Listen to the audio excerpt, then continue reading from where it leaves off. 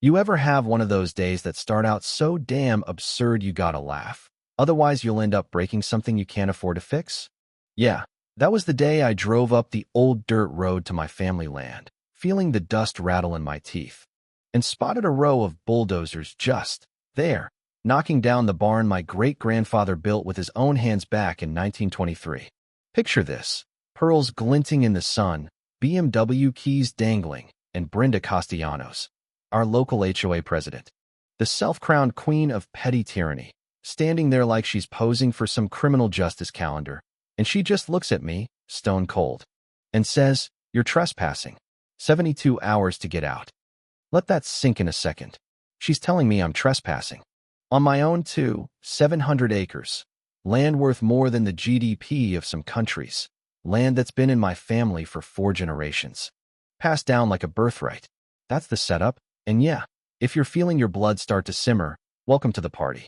See, while I was out breaking my back working construction for 3 months, the Shadow Creek HOA, Brenda's personal fiefdom, slapped a $50,000 lien on my property for unpaid fees, held a secret vote, and get this, sold my ranch to a shell company Brenda owns. They thought I'd just roll over and take it. Thing is, I'm Owen Whitefield, and for 10 years I've made my living untangling dirty property titles for families fighting exactly this kind of crap.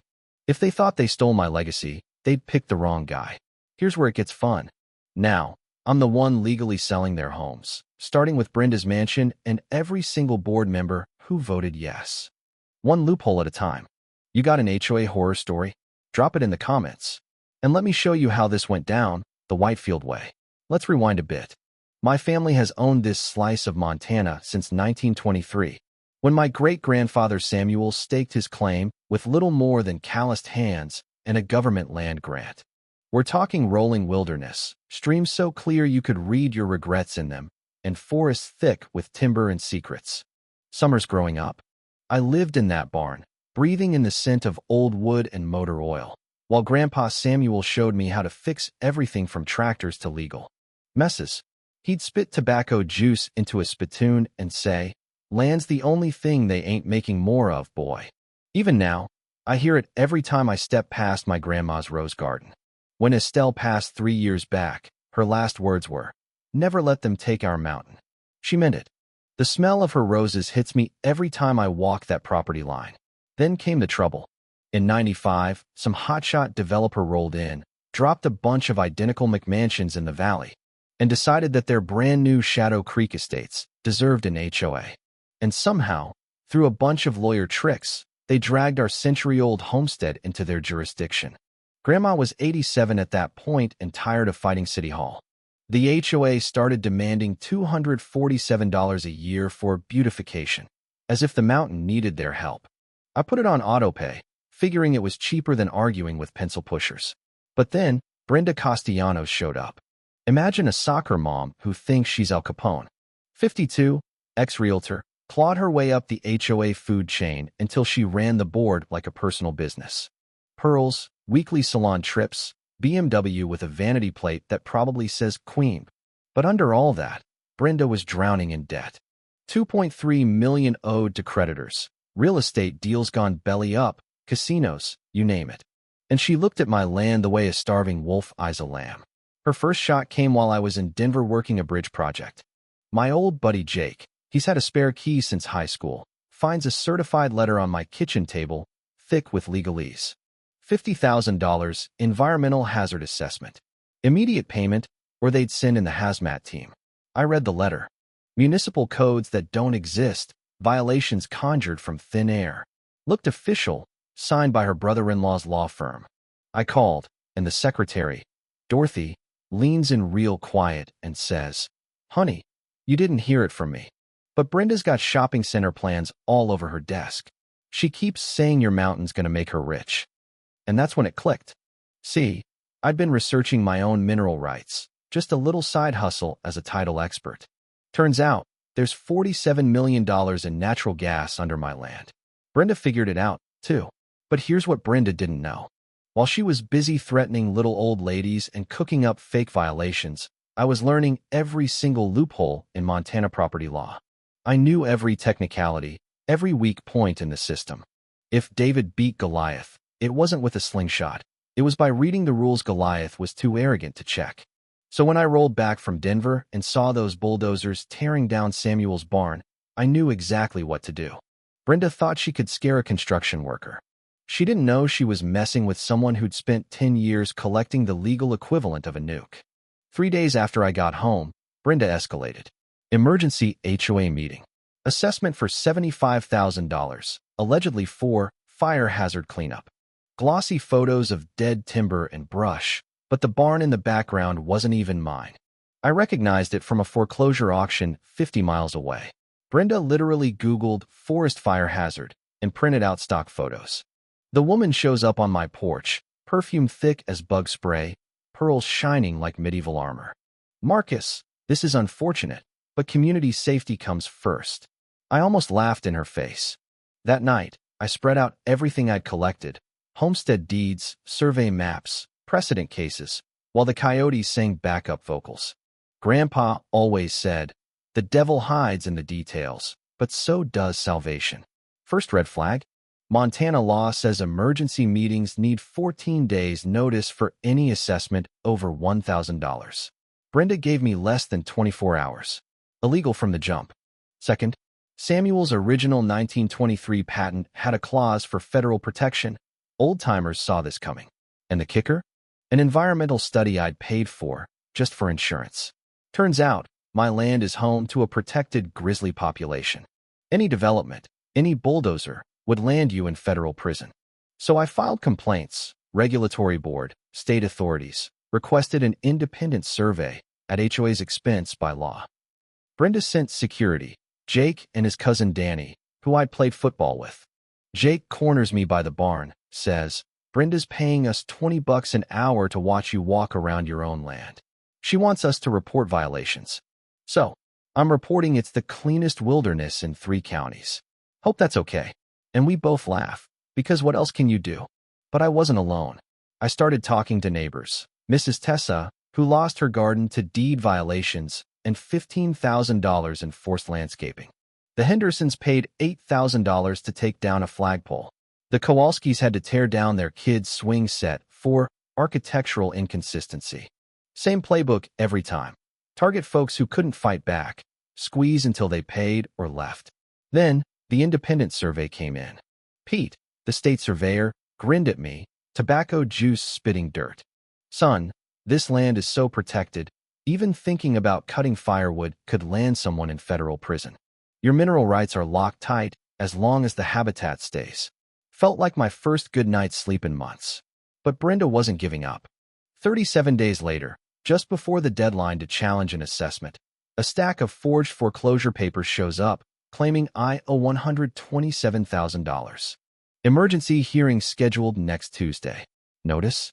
I get it Monday night. Jake shows up, fidgeting on my porch. "Marcus, Brenda's got blueprints, big calls to a California developer, and she's bragging about your gas money." That night, I pace my kitchen like a mountain lion and call my lawyer, Tom. Tom drops the bomb. Brenda filed bankruptcy 3 months back, Chapter 11, $2. $3 million in the hole.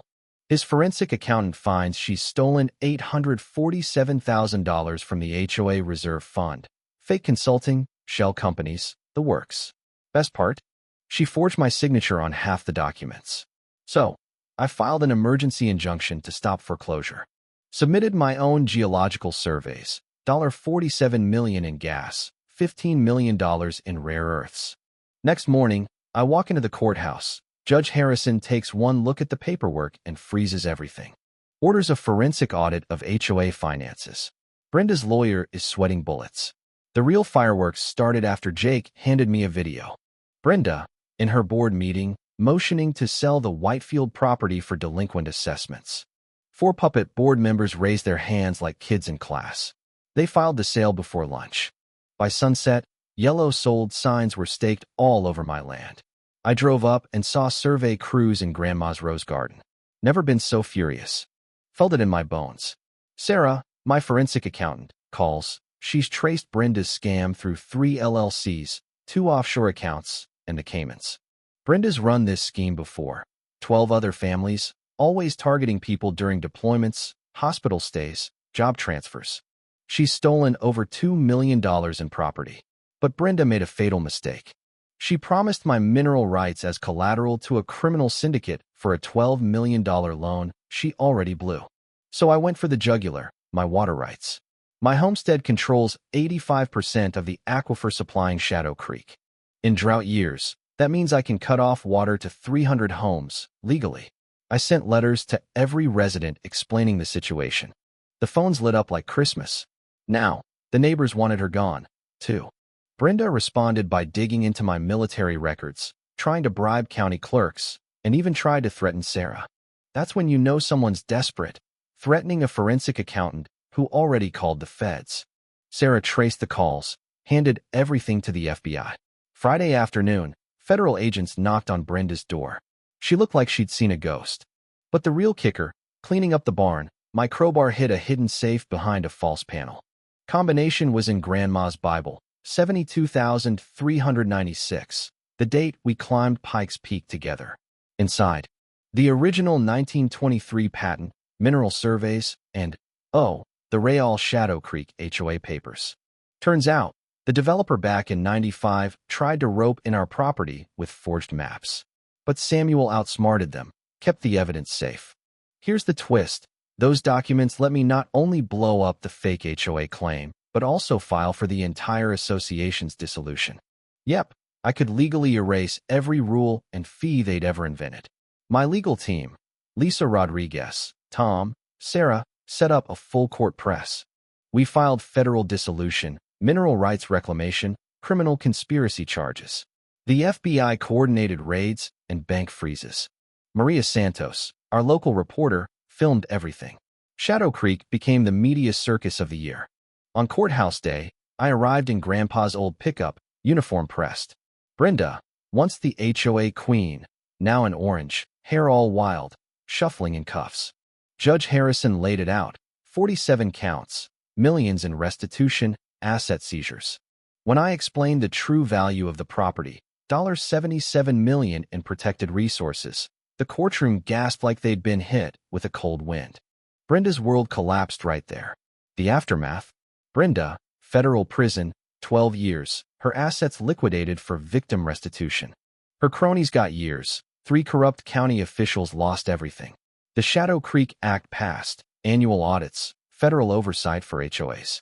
My property, restored, became a rehab center for veterans, funded by money clawed back from Brenda's criminal empire. My wife Sarah and I got married in Grandma's rose garden. We adopted 2 kids, Tommy and Maria, orphans of a military family. We started a foundation, scholarships for military kids, free legal aid for families facing HOA abuse, job training for veterans. The barn is a community hall now, hosting festivals and meetings for people fighting back against corruption. Wildlife cameras catch grizzlies roaming free, just like Grandpa wanted. Tommy takes photos for the newsletter. Maria's already talking about engineering. Justice, real justice, finally had a home. You know, people like Brenda, they win for a while because folks get tired, overwhelmed, scared. But all it takes is one person with the right knowledge, the right stubbornness, to turn everything around. Brenda played checkers. I played chess with federal law. And I won. So, have you ever tangled with an HOA that thought they were above the law? Or maybe you've got a story of your own, about standing up for what's right when the odds were stacked against you? Drop your story in the comments. Let's hear where you're watching from. Hit subscribe if you believe in quiet justice and mountain-sized payback. Because sometimes, the best answer is letting the system work, if you know how to use it.